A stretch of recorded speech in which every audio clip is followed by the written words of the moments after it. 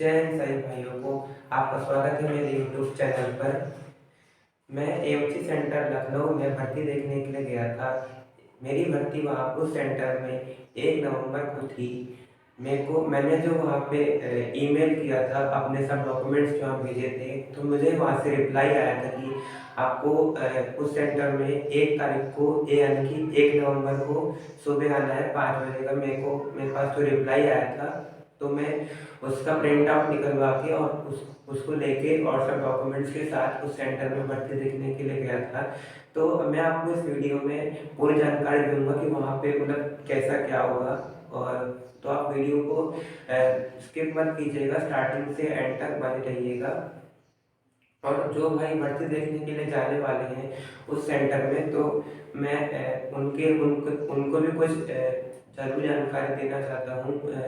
तो अगर वो मेरा वीडियो देख रहे हैं तो वो भी मेरा पूरा वीडियो देखें, जिससे उनको पूरी जानकारी मिल सके।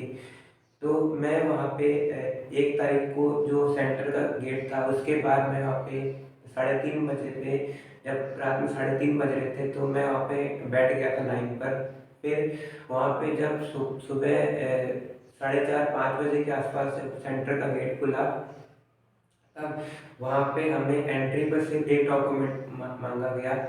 और जो हमने रिप्लाई किया, जो हमें वहाँ से कॉल अप लेटर आया था यानी कि जो रिप्लाई आया था, उसका एक फोटोकॉपी जो वो बस वहाँ पे देख रहे थे, उससे उससे हमारी वहाँ पे एंट्री हो जा रही थी। और जो भाई कुछ ऐसे थे, मतलब जिन्होंने उस सेंटर पे अपना रजिस्ट्रेशन किया था, लेकिन पर उनके पास वहाँ से कोई रिप्लाई नहीं आया था। तो ऐसे कुछ भाई वहाँ पे भर्ती देखने के लिए आए थे। कल 1 तारीख को ही आए थे। तो वहाँ पे उन्हें बोला गया कि आप लोगों को 5 तारीख को आना है भर्ती देखने के लिए। जो आपने हमें रजिस्ट्रेशन के टाइम पे जो आपने हमें ईमेल किया होगा, तो उनको उसी ईमेल का ही स्क्रीनशॉट लेकर और उसको प्रिंट आउट निकलवा के लाना है। और हाँ, कुछ भाई क्या होता है कि उसका प्रिंट आउट लेके आना भूल गए थे, जो उनके पास रिप्लाई आया होगा या फिर जो जिन भाइयों के पास रिप्लाई नहीं आया होगा, तो उन भाइयों ने अपना मोबाइल दिखा दिया था, उसमें उनके फोटो थी, तो उनके उससे भी उनकी एंट्री हो गई थी। लेकिन पर उन्होंने बोला बाद में कि आप जो भाई आने वाले हैं, जो भाई भर्ती देखने आएंगे वहाँ पे जाएंगे, तो वो अपने साथ उसकी फोटोकॉपी लेके आएंगे। एक फोटोकॉपी वहाँ पे एंट्री में चेक होती है देखने के लिए, एंट्री के टाइम पे लगती है। फिर उसके बाद जब हम अंदर हो गए 5 बजे, तो हमें वहाँ पे बैठाया गया एक साइड में। फिर उसके बाद वहाँ पे बारी बारी से हमें वहाँ पे हमें यहाँ पे एंट्री के बाद हम 5 डॉक्यूमेंट मांगे। एंट्री के बाद जो पहला डॉक्यूमेंट था वो एक आइडेंटिटी बॉन्ड सर्टिफिकेट था। ये जो डॉक्यूमेंट है, और एक और डॉक्यूमेंट है स्पॉन्सरशिप सर्टिफिकेट। तो जो आइडेंटिटी बॉन्ड सर्टिफिकेट है वो 1 पेज का है।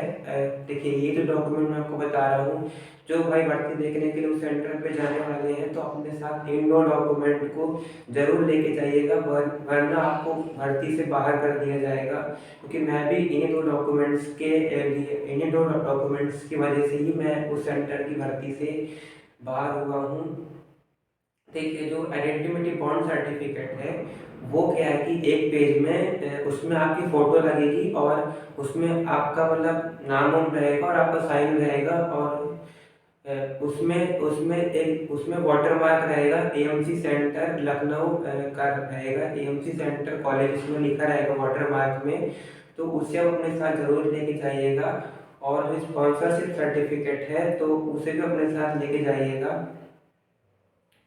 फिर जब वहाँ पे हमारी एंट्री हो गई गेट के अंदर, फिर जब वहाँ पे हमसे 5 डॉक्यूमेंट मांगे गए, इसमें से ये 2 डॉक्यूमेंट मैंने आपको बता दिए हैं, और फिर 3 डॉक्यूमेंट थे जिसमें हमारा सबसे पहले था रिलेशन सर्टिफिकेट और आधार कार्ड और फिर 10th क्लास की मार्कशीट।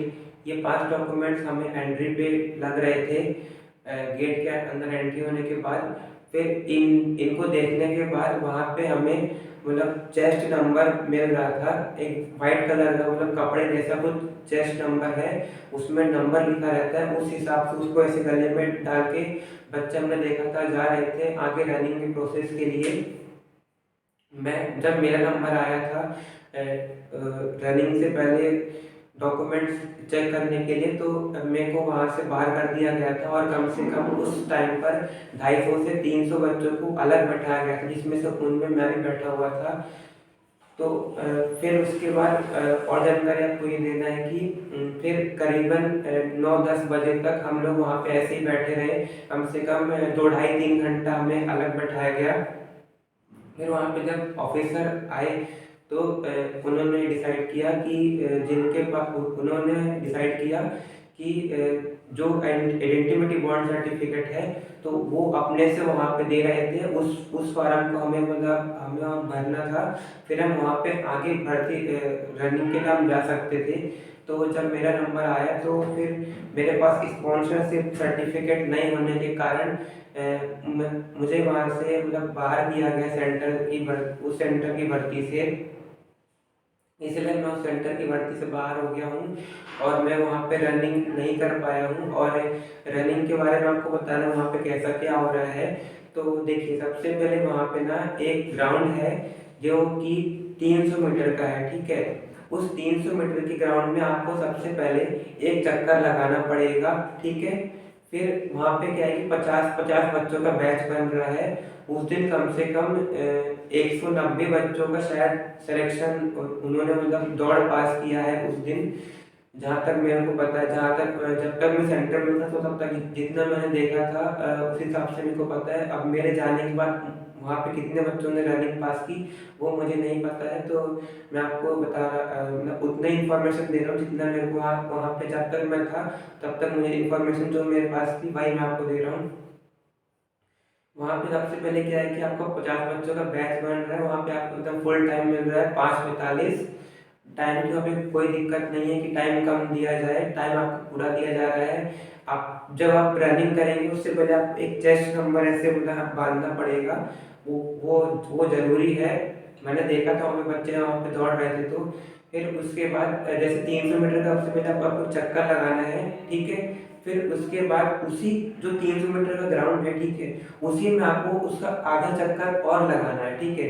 तो ये आपका हो गया 150 मीटर, यानी कि पहले का 300 और अभी का 150, यानी कि हो गया आपका 450 मीटर, ठीक है। फिर उसके बाद एक पक्की रोड गई हुई है, वो रोड 500 मीटर की लंबी है। वहां पे आपको जाना है एक चक्कर, ठीक है।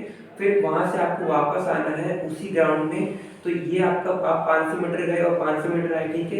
ये आपका कितना हो गया, 1 किलोमीटर ये हो गया। पहले का 450 मीटर था। अब जो आपका आधा चक्कर आपने जो पहले लगाया था और जो आपका आधा बचा हुआ था, यानी कि आधे से थोड़ा ज़्यादा ही है, उस चक्कर को आपको लगाना पड़ेगा। एक चक्कर है ग्राउंड का, ठीक है। तो फिर ये आपका कंप्लीट हो जाएगा एकदम 1600 मीटर रनिंग आपकी इस तरह से कंप्लीट होगी। मैं वहाँ पे रनिंग नहीं किया हूँ और मैंने वहाँ का मतलब ग्राउंड भी नहीं देखा, मैं वहाँ पे दौड़ा भी नहीं हूँ। लेकिन जो मुझे वहाँ से अपडेट मिली है, जो मुझे वहाँ से जानकारी मिली है, तो वही मैं आपको बता रहा हूँ। आप ये मत सोचिएगा कि जैसा मैं बोल रहा हूँ तो बिल्कुल पूरा एकदम फिक्स वही है, ऐसा नहीं है। मतलब थोड़ा बहुत अंतर हो सकता है, लेकिन पर लगभग थोड़ा बहुत मतलब जैसे मैंने आपको बताया वैसे ही वहाँ पर रनिंग हो रही है। फिर उसके बाद आपका वहाँ पे आगे का प्रोसेस जैसे कि जैसे आपका पीएफटी हो गया, फिर आपका पीएमटी वहाँ पे आगे का चलेगा। जैसे अगर आप रनिंग में कभी क्वालिफाई हो जाते हैं, वो बस यही इन्फॉर्मेशन आपको देनी थी। और जो भाई जिनकी भर्ती अभी 3, 4, 5 को होनी है, तो उसके बाद जो होनी है, तो वो अपने साथ ये 2 डॉक्यूमेंट जरूर लेके जाएं। बिना इसके आपको वहाँ पे एंट्री नहीं मिलेगी और आपको वहाँ पे दौड़ने नहीं दिया जाएगा। इसी कारण मैं उस सेंटर की भर्ती से बाहर हो गया हूँ। Thank you.